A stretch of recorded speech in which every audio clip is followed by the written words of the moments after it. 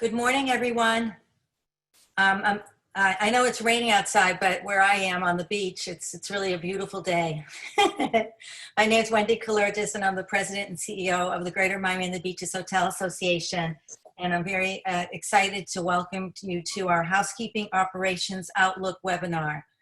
Hope we are all well and safe and sound and working. And I think that, you know, we're definitely on the road to recovery. And we're really looking forward to working with all of you. So I'd like to just share a couple of additional things with you right now. We have a partnership with FIU Chapman School of Hospitality and Tourism. We're doing a series of technology webinars coming up with FIU. And the first one will be Friday, September 18th at 2 o'clock. And we're presenting robotics and automation in the hospitality industry. So stay tuned for that. We're also going to start, most likely next week. We were going to start it this Friday, but I think most likely we're going to have a weekly hospitality check-in. So what we're going to be doing is talking with, could be a general manager, director, a couple. We're actually planning our first one with a very dynamic duo couple that are both in the hotel industry. So stay tuned for that. And anything that we can do for all of you, just reach out to Monica, who's in charge of membership sales, as you all know. And then of course, Fahima Garçon is in charge of events and marketing. I'd like to also share with you one of our Allied Upgrade members with Boca Terry. They have a new towel and bedding catalog that will be ready in about a week. They'll have blankets, sheets, pillowcases, mattress, and box spring protection for a one-stop shop. Call for pricing now. So thanks Jill and Boca Terry for all that you do for us and your great products and great pricing. We appreciate that. I'd now like to introduce Breakthrough Service. Two of our members, Stephanie Leisure, Managing Director of First Rate Hospitality, and Louis Galati, co-founder of Emic Group, have partnered up and they've created a new hospitality program called Breakthrough Service, tailored to authenticate luxury service. Please share more details about this innovative program. Take it away, Stephanie and Louis. Thank you. Thank you. Thank you so much. Good morning, everyone. For Louis and I, it's almost been a year since we bumped into each other at one of our association events held at the JW Marriott Marquis. And we started discussing about hotels' authenticity and the touch points of a guest journey compared to a traditional model with outdated standards. We saw a need in the market, extending our expert service to assist property teams. The experience we have at Breakthrough Service is a unique powerhouse with working around the globe for AAA, Forbes Travel Guide, Ritz-Carlton, Four Seasons, as well as other luxury independent boutique properties. It is time to disrupt the standardization in luxury service and assist properties to take personalization to a whole new level. Anticipate new consumption trends, learning to live with less, designing spaces to provide comfort, health, and well-being. Our program at Breakthrough Service has well over 100 thought-out touch points categorized by 9 different property styles which authenticate luxe desires. Our say is we don't validate the standards, we authenticate the touch points. To achieve that true authenticity and inclusiveness, we firmly believe we cannot ask every property to perform at the same level. Based on our property style criteria, we look forward to enhancing the unique story and experience of each property. This could be a small, trendy boutique property on the beach, which would fall under our bougie property style, to the property that is focused on creating a wellness journey. At Breakthrough Service, we aim to work together with general managers and owners to highlight their value proposition, revealing their property's authenticity to what is relevant for today's luxe traveler through our training efforts. And Louis, what else would you like to add? Thank you, Stephanie, and good morning, everyone. So the big question is, why was Breakthrough Service created in such a midst of unprecedented times? Well, we know that things are changing. Travel will be different. Our guests will be different, facing the new normal. So prior to COVID, we all talk about experiences and personalization. However, now we see that the concept of luxury has taken a more personal meaning towards spiritual life, sense of belonging, sustainability, and personal fulfillment. Travel experiences we know already that will become less frequent, however, more meaningful in the future. So there is a gap in the market that we're looking to fill. Nowadays, all evaluation and training programs are associated with a rating system. They're all scripted in a cookie cutter format across all luxury properties. Although we know that consistency is important to provide luxury service, we also know that for us is authenticity, what is key towards this new hospitality era. Breakthrough Service brings a global, independent, tailored, and inclusive evaluation and training program to reveal the authenticity of each property, generating awareness to the modern luxury travelers and generation traction towards themselves. We're bringing a non-scripted program with the only purpose to elevate the service culture on that property. So what that really means is that we are disrupting the way that our guests has been serviced until today, looking to generate more authentic and meaningful interaction to each of them. In other words, we know that our guests not only want to be greeted by a name or last name, but also on time of serving the food, not everyone wants the food to be serviced within a certain amount of minutes. So we're working towards a program that will tailor to each property, identifying what is the needs of that particular guest.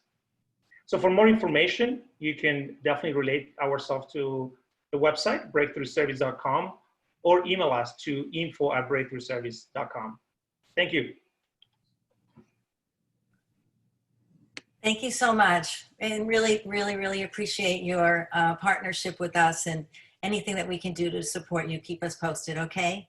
Absolutely. So I'd like Thanks to so just much. update all of you on a couple of programs that are funding opportunities for our employees.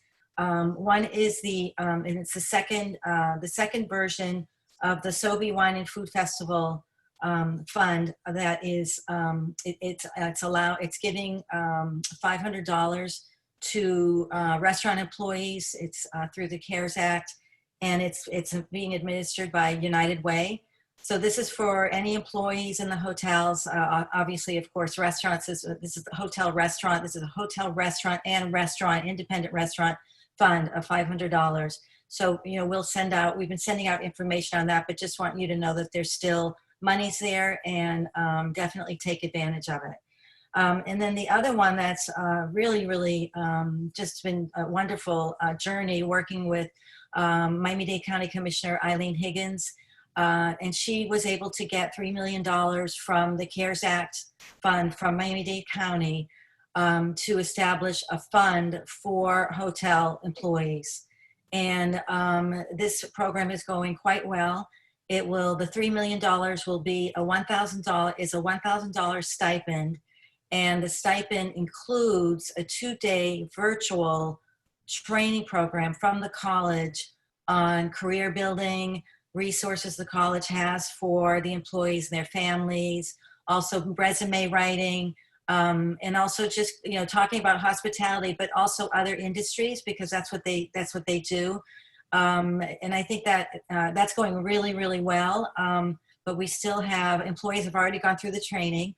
So when they sign up and they get accepted, they get $500 first. Then they take the 2-day training, and then they get the rest. So it's a very organized in automatic pilot program, and we're actually able to get more funding for that too. So that's another great opportunity I wanted to share with you. So now I think we're ready, right, to start our wonderful program. And we always like to open with each panelist kind of sharing something about them, whether it's their career or something they want to talk about or anything that they want to share with an update. It would be great. So let's start with Carlos Mendez, Director of Housekeeping at the Hilton Miami Airport Blue Lagoon. How are you, Carlos, this morning? Good morning. Good morning. How are you guys doing? It's a pleasure being part of the panelists today. What can I say? The last few months been one of the worst experiences of my life in hospitality. Never seen things like this before. Also, at the same token, able to have the opportunity to adapt and to adapt to the situation with the group. I mean, as a team, trying to put everything together. It's been an experience. It's been an experience. I mean, we're looking forward to getting out of this thing soon. I know it's going to take a while, but working together, that's the most important thing as a team. So Carlos, I'm going to also start, forgive me, with the first question. It's so that you can go ahead and answer the first question. And it's, how have you been communicating with your team during these very challenging times? Well, we had a good communication system with the team. The staff, they've been, out of work. We keep in touch with them. Usually they call me and they ask me what's going on, when they're coming back, and keep, a communication between them. Ask them how they're doing, what can we do for us. Our property and have been very, they follow up with them. That's, we want to make sure that everybody's doing well. Under these circumstances, we don't know when they're going to come back. And it's very, it's very hard because there's people that want to come back to work. They're very concerned about their futures. They're very concerned about the jobs if they actually continue to other jobs. So basically, we're trying to let them know that we're there for them. It's not only them, everybody's going through this. We're trying to establish a relationship that they could come to us, and if they need anything. The Hilton actually been very supportive of our team members. Now, the team members that we have inside, that we actually work in, we communicate with them, let them know that, it is a hard time. Things are different. Things have changed. They always ask, when is the other staff coming back? How we doing? What's the future for them?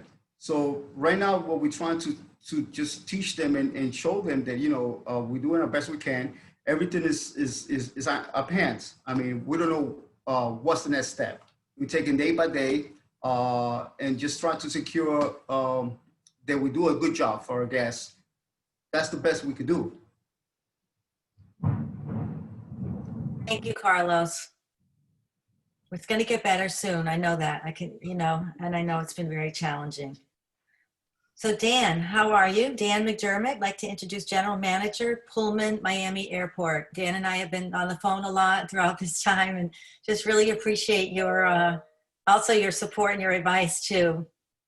Yeah, I mean, it's scary times, really. I think, I think 6 months ago, if we had looked back and said, would we be sitting here wearing a mask everywhere we go?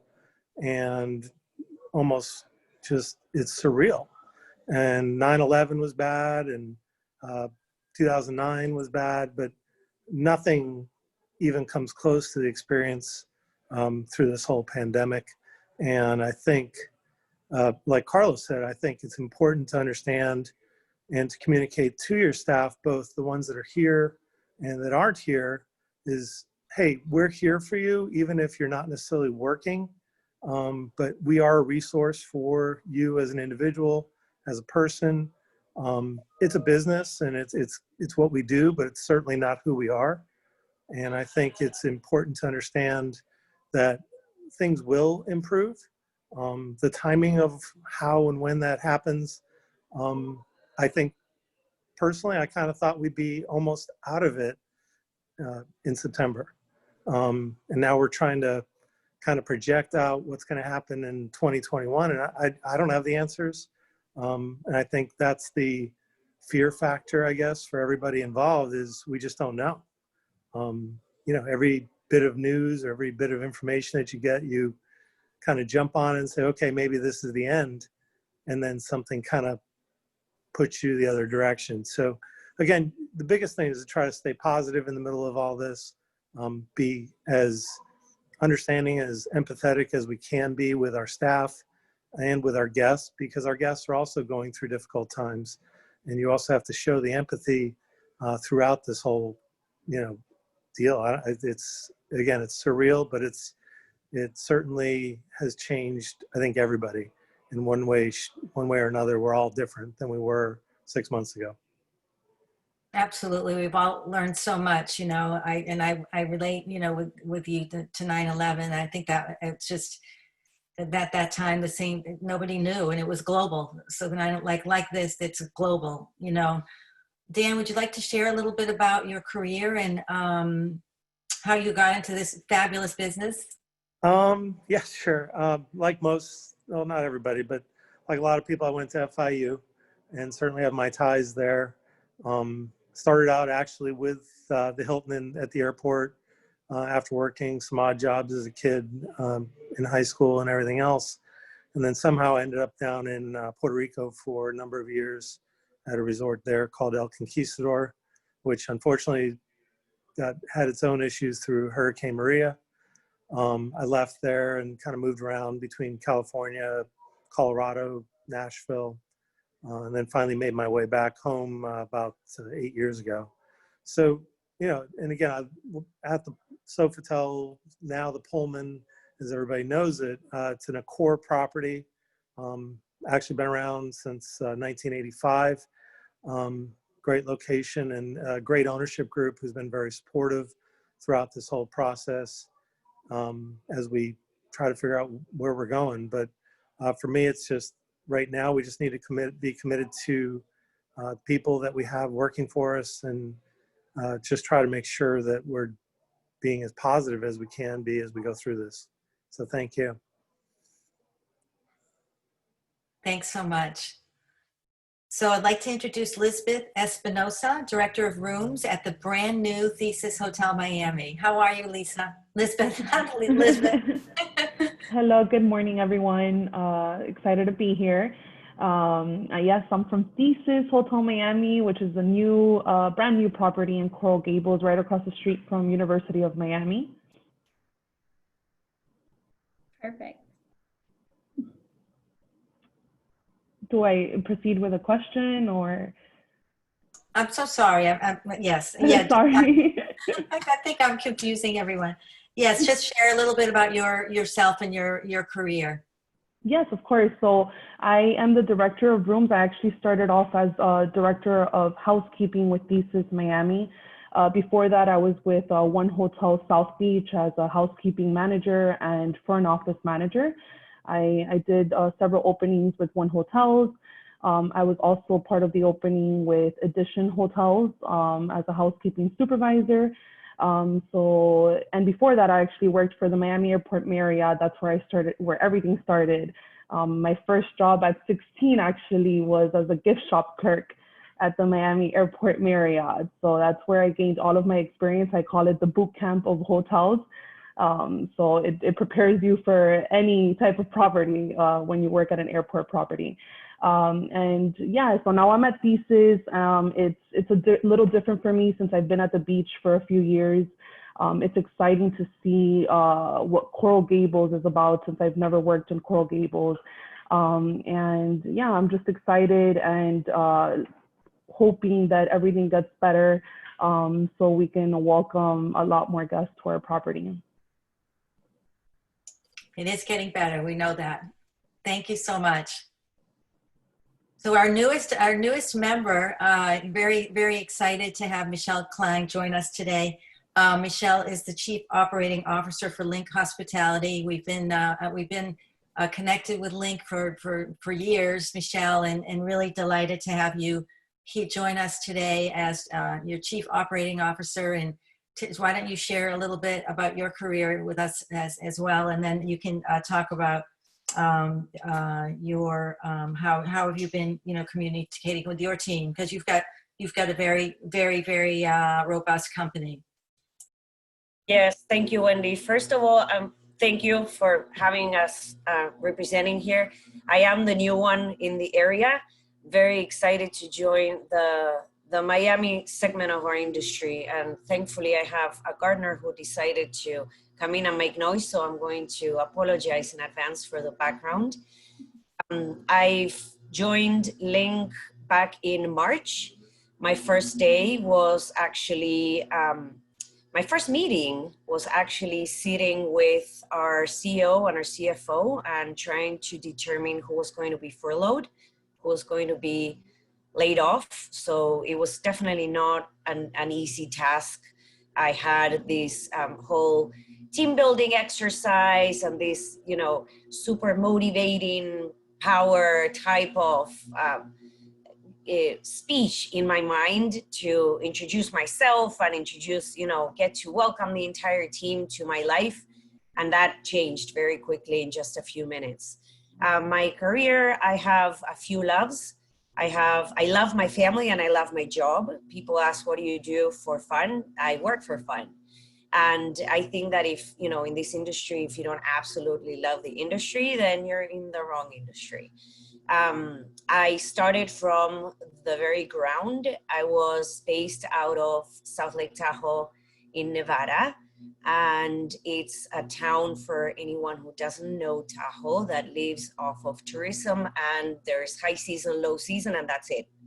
So through low season, there was only one company that was hiring at the time, and I was in the industry, and I took a job with them as a casino attendant. So I would work graveyard shift, and my job was to, first I had to go through cleaning some casino restrooms. Then I was in the cleaning area for the restaurants, and little by little I started learning everything. Was quickly moved over to the admin side, and at the same time promoted from within from there. But the HR was in my heart, but operations was my thing, most definitely. So I went all the way up to being the division vice president for the West Coast. I had to cover all the way from Arizona to Washington, Colorado, Wyoming, through Hawaii. Very interesting type of work, because I was able to work with many different brands, whether they were gaming or resorts or timeshares or hotels. So I was able to take an array of different types of ways of doing things based on being with the different brands. And I cherish that a lot. And I've been able to apply that to where I'm at now. I took 2 years off because I was on a very, very difficult non-compete. So I sat on the sideline and I became the general manager for 3 resorts here in Vegas, which was very interesting. And I loved it. But then it was time for me to explore something else. And my CEO came around and he's like, okay, are you ready? Let's do this. And we did. So here I'm at now. I'm very involved with the Hotel Association in Nevada, have been for many years. So I'm excited to be here. As far as how have we been communicating with our team, depending on the tier, obviously, and who's still around, who's not. From a corporate level, or what we call today our core group, because obviously we had to go through massive reductions just like anybody else, we stay very close. We started trying to figure out how are we able to deliver messages where the team actually knows where we're standing from a strategic standpoint, from a financial standpoint. So our objective was to minimize that risk of people just guessing where they were at and creating more anxiety than we really needed at the time. So we created something that was called our Coffee Break Social. Every Friday, 4 o'clock, 4 to 5, last hour that you're going to be engaged with work. We're just going to relax, bring your favorite mug, tell us the story behind that mug. And that's kind of how we started breaking the ice a little bit, and through sharing different things, personal things, because there was always a theme around it. We were able to also inject the where are we standing.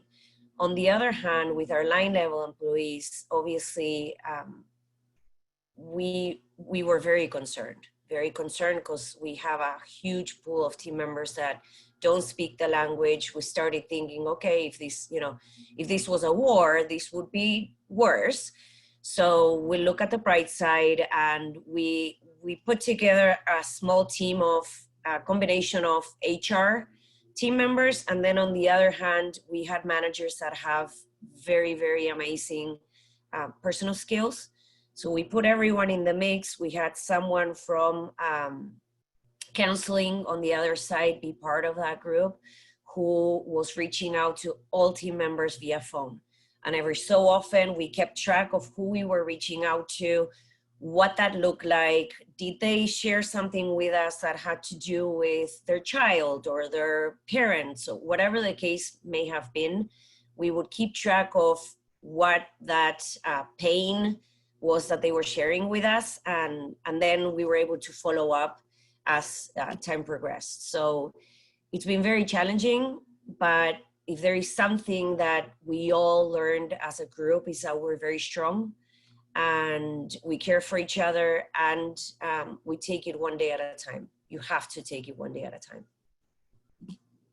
That's very, very moving. Yeah, it's something that we all have to, all of us have never been through anything like this. So, I mean, I think it's great that we have technology. Like, you know, we didn't have it after 9/11, right, Dan? We didn't have this technology. So we have, you know, so much, there's so many ways like today what we can communicate and see everybody. And I think that's really helping a lot.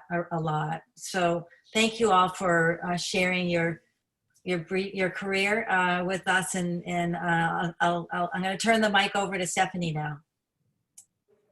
Thank you, Wendy. Perfect.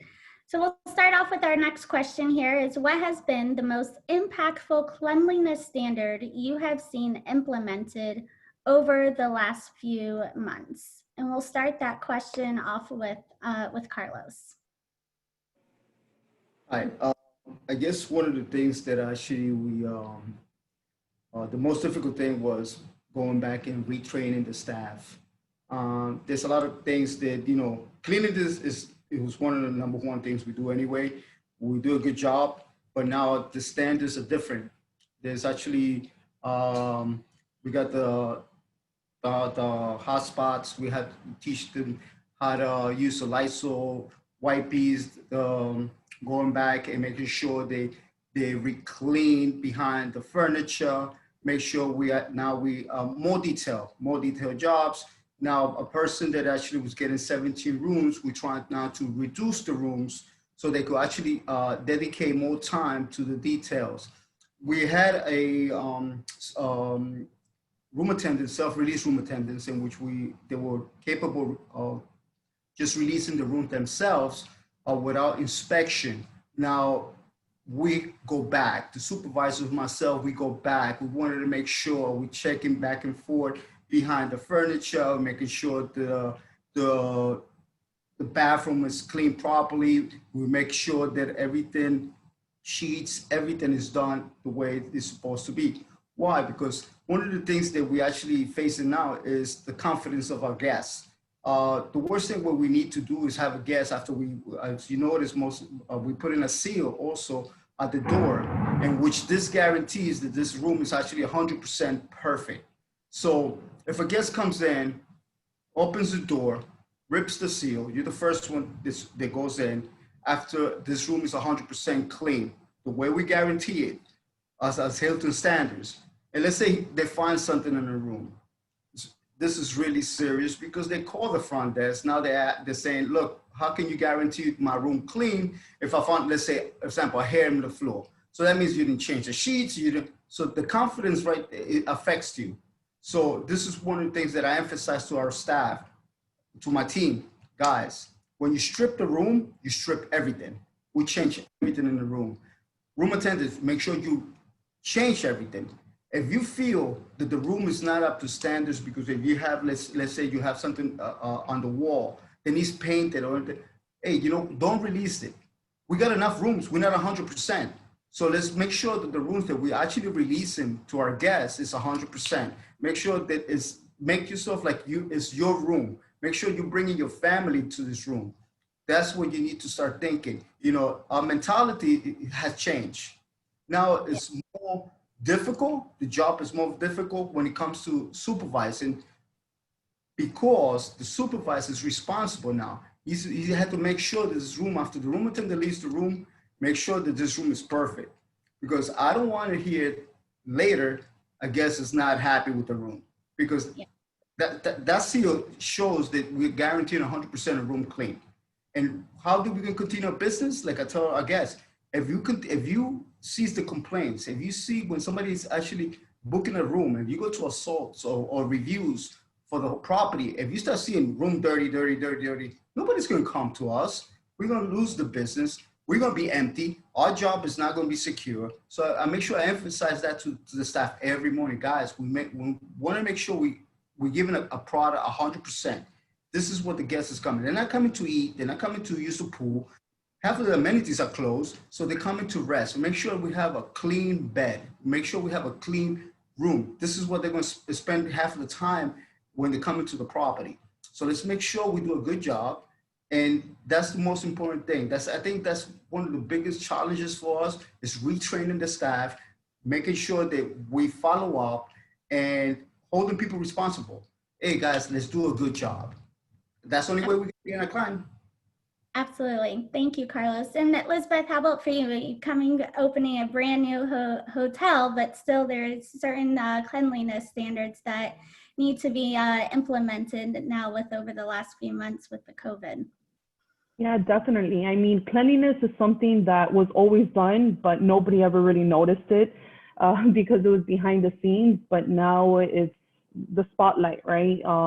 I feel as housekeeping is being watched at all times. We don't know who's going to check in to maybe inspect the hotel and give feedback, right? So we want to make sure that everything's perfect at all times. I'd say that the most impactful cleanliness standard that we've adopted for COVID-19 is the disinfection of all high touch point areas every 2 hours. We always disinfected, we always cleaned, but not that frequently, especially in the public spaces. So that is definitely something that has impacted us a lot. First, because of productivity. So you have to have public area attendant at all times. But at the same time, making sure that you're staying within your forecasted hours, right? So because of that, you know, myself, even the front desk, which now with COVID-19, a lot of us have to wear many different hats. So I have, you know, from the assistant front office manager, sometimes disinfecting the elevator buttons, myself, the housekeeping supervisors, the public area attendants. It's also very important that we lead by example. So by showing the team that myself and the supervisors and the managers are doing it, it encourages the rest of the team, the public area attendants, the room attendants, to do the same. But yeah, that is definitely one of the most impactful cleanliness standards that we've had to adopt. I mean, the guests see it as well, especially in the public spaces. When they see the public area attendant constantly cleaning, constantly mopping, it makes a huge impact to the guest experience. And we've actually received good feedback because the guests have seen that. It's a visual, basically, just to build that confidence. Perfect. Thank you, Elizabeth. Yeah. And then how about for you, Dan? What have you seen as the most impactful cleanliness at your property?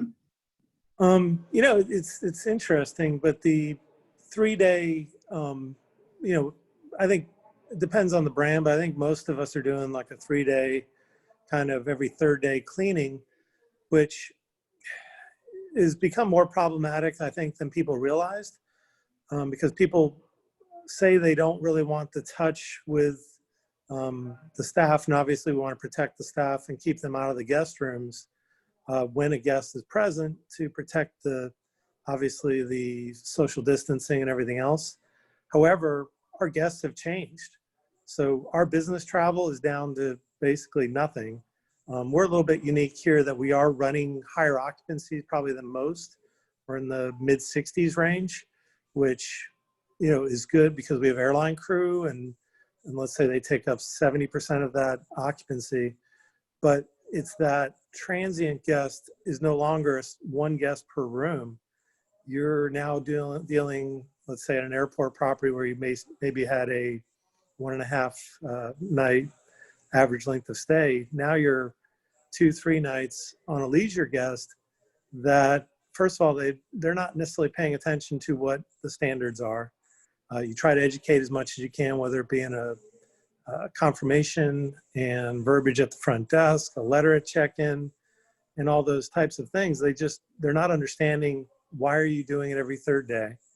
And then when they do understand it, you're actually making it worse by only cleaning the room every third day, because you're not cleaning the room as often as you should. So what's happening is, where you had one guest per room, you now have 2, 3, 4, and maybe a child in the room. All of a sudden, you're creating a lot more trash, a lot more changing of linen, a lot more dirty towels. All those types of things contribute to a much more difficult job for housekeeping when they do go to clean that room after the third day. So we are offering now a daily service if the guest chooses. But I've heard a lot of people say, oh, it's great. Well, it is and it isn't. It's good that you're maintaining social distancing, but you're making the housekeeper's job much more difficult on that third day. And you're actually creating a less clean environment for that housekeeper. And again, the leisure guest is different than your business traveler and different than, say, your normal airline crew guest. So that's a point that when you get into the operation of it, it's different than what you have in theory when you come up with these standards that we create in a vacuum. So because we're just guessing at what the solutions are to the problems. And we are not cleaning rooms with guests in the room. And again, our occupancy is a little bit harder to kind of move things around and be as flexible as we probably need to be. But the other big point is to understand that everybody all of a sudden is putting the pressure on the housekeeping staff, and we've reduced our rooms, just like Carlos has, on the number of rooms that they're cleaning. But if the room is twice as hard to clean, are we really helping them to do their job? And we've put all this emphasis, and we have housekeeping week coming up next week, which I know is a topic, and it's super important. But it shouldn't just be a 1 week a year thing where we really focus on housekeeping. And I'm excited to see that there is an emphasis on how important housekeeping is in the industry, because I think it's probably the hardest job in the industry, and probably the job that gets the least amount of recognition as it should. So again, we need to ensure that we're supporting our staff, ensure that we're doing the right thing to take that burden off of them, because it's an easy thing to go and yell at the housekeeper for leaving a hair in the room. Well, if they just cleaned 12 or 13 rooms that on their third day of cleanliness, it's a hard job, and we're making it harder. Thank you, Dan. And then for you, Michelle, because I know you work with different clients with different hotel brands, so making sure too that your staff is abiding by the hotel standards with their cleanliness. But what have you seen through your different clients of the most impactful? I say three things. Number one, piggybacking on what Dan was saying, housekeeping is the most difficult department to operate and to be in. It's a hard job. And I feel like there is more awareness today as to how difficult that job is. So that's one change that I've seen. The other thing is definitely credit reduction across the board. Everyone is being more mindful as to how many rooms GRA can truly go through in detail, and being aware of the fact that you can't skip steps. That's one thing. And then lastly, and for me, the most impactful cleaning part of the cleaning procedure is now the injection of fogging systems or sprayers, where sure, it was always part of, like Lisbeth was saying, it was always part of our protocol to use chemicals that would not just sanitize, but also disinfect, and focusing on high touch points. But in reality, our industry doesn't see deep cleans of walls and corners and edges and things like that more than maybe 2 times a year, hopefully 4. So the fact that we're bringing in those foggers into the rooms and into the public spaces, I feel like that has been the most impactful change, because now you're truly getting to all those areas. And in reality, sure, we all touch the elevator button or use the knob on the door, but what if you sneeze and you're walking by a wall? So I think that more and more at the beginning of the pandemic, we found ourselves in calls with some of our clients and prospectors, trying to educate them on how the virus works. We did a lot of research, and that's most definitely something that whoever is not doing it needs to start looking into it, and don't just buy into it, do a little research. But it's definitely something that I don't think is going to go away for a while, basically because our guest has a very different expectation today. Before, we would hide our lobby attendants, right? And as long as it was clean, it was fine. But now we want to make sure that they're visible. Why? Because the expectation has changed. Perfect. Very interesting, right? What's going on. So Stephanie, I apologize to everyone, but I'm going to have to exit this wonderful Zoom for another Zoom. I'm going to be Zooming 3 times today. I think we all do that. But Stephanie, you're in good hands with this great panel, and thank you everybody for participating.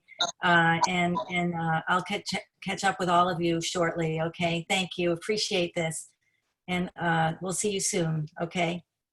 All right. Thanks, Wendy. Thank you. So how we were just talking about with the electric sprayers, the UV sanitation, for you, Dan, are you using any of those products at your property currently? I mean, we are not using the electrostatic sprayers as yet. We've got we're doing more of a hands-on spraying with obviously Ecolab chemicals right now. But we have much more of a presence both at the front desk, and we have lobby attendants throughout the day. And then we have checklists on where they're hitting specific areas on a timing basis. And again, we're in the public restrooms quite a bit, at least every hour. And also in the employee restrooms, we're in the employee restrooms every hour as well. And then the other thing is just, it's that presence of the public area staff as well. We also have our van drivers. We created a plastic, kind of not a plexiglass, but a clear plastic barrier between the driver and the staff and the guests in the back. We also have plexi throughout the property, both at the bar and at the front desk, which is being wiped down throughout the day, both by front desk staff and by public area staff and our bell staff as well. And again, we're running, probably higher occupancy than a lot of hotels, so we're getting a lot more guest contact areas. And then we also do have hand sanitizers throughout the property as well. Perfect. And how about for you, Elizabeth? Are you using any of those products in your hotel? So actually, Link Hospitality was kind enough to come and fog a few rooms for us, because we did order our own foggers and electrostatic machines, but since it's in such high demand right now, they've been on back order for a while. So Link Hospitality came in and helped us, and we also have the supervisors coming in right after the room attendant is done cleaning to disinfect everything with Ecolab products. And when they're done, then we go in and seal the room. So it's a little bit of a process until we get our own foggers. Yeah. Yes, I think, it's hitting everywhere across the country that we're trying to get this equipment to our properties. Yeah, I'm sure everyone wants electrostatic machines right now. Yes, they don't come cheap either. No, they don't. Perfect. And then how about Carlos? Are you using any of those products at your property? No, everything's hands-on. We have the staff, like Dan said, and Elizabeth using public area more frequently. walk in the area, sanitizing. Front desk actually gives us a hand, sanitizing the front of the counter. Bus drivers, we give them the sprays like Lysols, wipes, so they could do the buses when they arrive and everybody departs from the bus, they clean it out. But no, unfortunately, we're not using all others. Well, we have Michelle with Link Hospitality that they do have it here locally in Miami. So if you wanted to just go over a little bit more of what you've seen in your efforts of using this product for your clients. Yes, thank you, Stephanie. So one thing that I recommend everyone to do is do your homework. Do your homework.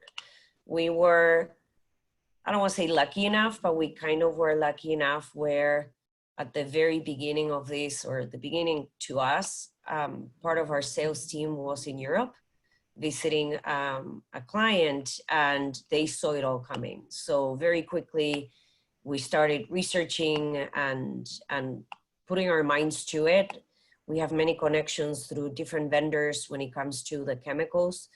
Don't get hooked with just the electrostatic gun. We use both. We have both because we do have clients that because of their brand, they must use the electrostatic gun, but it's not truly on the actual piece of equipment. It's the way you apply it, number one. And number two, it's pretty much the same chemical and the same composition.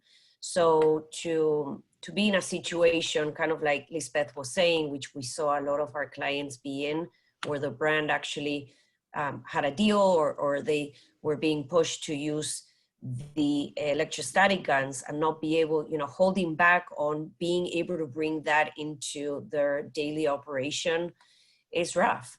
So understanding how the virus works, number one, knowing that break the barrier of protein that surrounds it, and after that it's an easy kill. Those things I think are important. And the beautiful thing about the actual foggers is that they are a lot cheaper, which means that the hotel ends up paying a lot less for the actual service. So, we've seen competitors that are charging $2 per square foot or even 50 cents, which to us, it's crazy. Because at the end of the day, not only we love the industry, but we want to make sure we get rid of this, right? Let's just eradicate it and be done. It's not about making money off of this moment. To us, it's more so of being able to house more guests than team members, and communicating with the guests, communicating with the team members within the property, making sure that we team up with the actual hotel to make sure that we push through our social media platforms and they push through their social media platforms what it is that you're doing, so the efforts don't go unnoticed. And it also gives the hotel a cutting edge where you're truly doing what you're supposed to be doing. And for us, it's, we have worked on coming up with programs where the hotel can receive the service for 5 full hours, 7 days a week. You always get the same attendant or the same technician to do it. And it's like we came up with 0.05 cents. I mean, something just ridiculous, because we want to make sure that we get back on our feet. The more guests we're able to bring back, the better it is for everyone. So it's truly a win-win. So if you can take anything away from this, it doesn't need to be us. If you want it to be us, then reach out, obviously, and I'll give you information, but do your research. Don't just buy into whatever, because there's a lot of people out there that are just trying to take advantage of the situation. Yes, absolutely. Great words. Thank you, Michelle. And then we're almost at our 10 minute before noon. So I just wanted to use this question that was from Marcus, one of our attendees, and he's asking, are guests requesting anything special or different? So we know with the mask, hand sanitizer, gloves, or are they bringing their own? And we'll start off with you, Carlos. One of the issues we do have, a lot of our guests, they don't use the mask. They come in, we have tried to enforce them and to use the mask. Special requests, Like a lot of properties, we're not doing service every day to the, we try to, if the guest requests a service, we try to do it. We understand that we're there to serve the guests. We want to make sure they have a good experience. So we try to continue the way it was before. I mean, usually we have a person that actually set aside for every service request that we get during the day. Special requests, no, I guess a lot of towels. That's a lot of people towels. And one of the things that actually we faced was that at one point there was out of hand was people throwing the garbage out the door. You will see the whole way people pull out the bags of garbage. So we tried to like have somebody back and forth the hallways picking up, because it was, people were just throwing these things out the door because they didn't want nobody to come into the rooms. But Yeah. request, not at all, no. Yeah, and I think that ties in a lot with what Dan was saying too, with, here we're trying to practice our social distancing with not servicing the rooms every day, but then the guests, take it upon themselves to do whatever they decide to do. And sometimes that may not be our fault that they had left the garbage, but just making sure that we're having that communication, and then the staff being able to take care of the guest requests. But how about for you, Dan? Are you noticing any extra special requests or anything different, especially being by the airport? Alcohol. No, I mean, actually it's pretty true, but I think just kind of getting back to Carlos is you are getting a lot of requests for the extra linen, and then on top of the trash that they're leaving out in the hallways, they're also leaving their dirty linen out in the hallway. Yes. I mean, they'll just stick it out there. And again, I think there's unintended consequences to the social distancing with not cleaning the rooms daily that we're seeing, that now we're having to ensure that we're walking the hallways looking for this type of thing, which is now a new problem that we didn't have when we did the rooms, every single day. So that's a big thing. Coffee.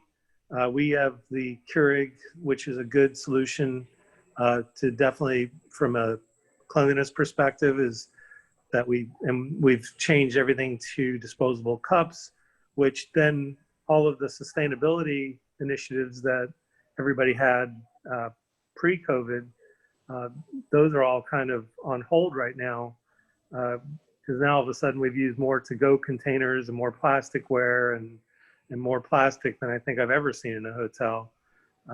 Again, just something as a consequence to trying to maintain the cleanest possible environment for our guests. Perfect. And then how about Elizabeth, with new requests or new clients? You don't even know what type of clientele you're going to be getting right at the beginning of opening.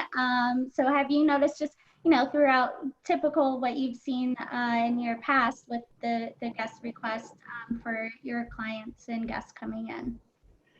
So our process now is we actually are providing guests with a wellness kit, which includes PPE for them, masks, gloves, and we're also providing small little hand sanitizer bottles for the guests. So I haven't really seen any guests refusing to wear it. They've actually been very thankful that we've provided them. So we've had a lot of guests. I mean, most of our guests have cooperated with us, mask usage and all of that. Piggybacking on what Carlos and Dan said, a lot of guests are leaving trash outside the room. So that's one thing that we've had to be on top of. Our supervisors and housemen constantly walking the floors to ensure that we're picking that up. And one key thing for us is making sure that during the check-in process, the front desk agent is telling the guest that service is only available upon request. That's been very helpful because the guest then knows to contact us and let us know beforehand when they'd like to have service.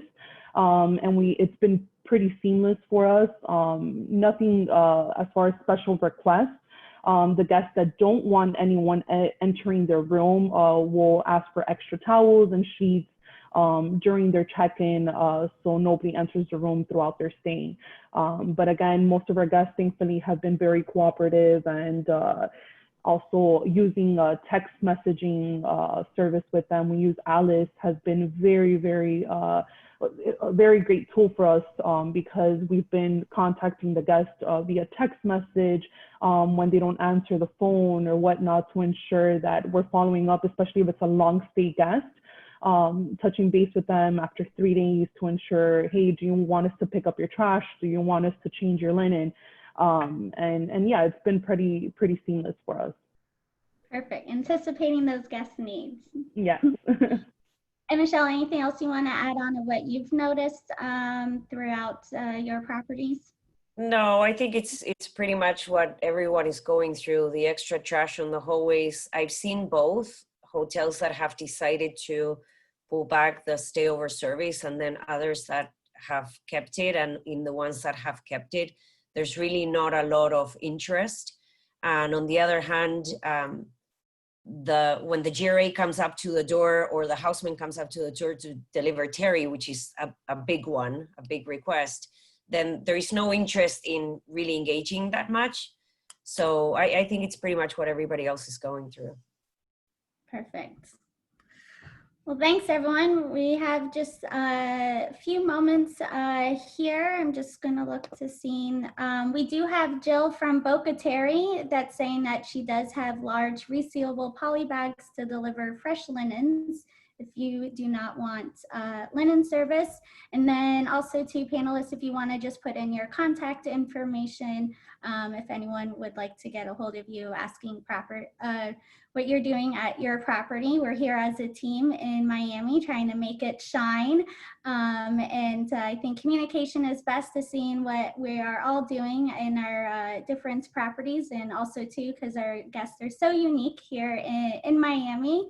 But thank you again, everyone. Thank you to Michelle, Carlos, Dan, and Lizbeth for being on the panelists. I hope you all that have attended have been able to learn something new, or been able to find someone that you're able to reach out to, being able to discuss as well. And panelists, is there anything else you would like to add on as our closing comments? Just keep safe. Yes, stay safe. Wash your hands. Thank you, everyone. Thank you, everyone. Thank you so much for having us. Thank you.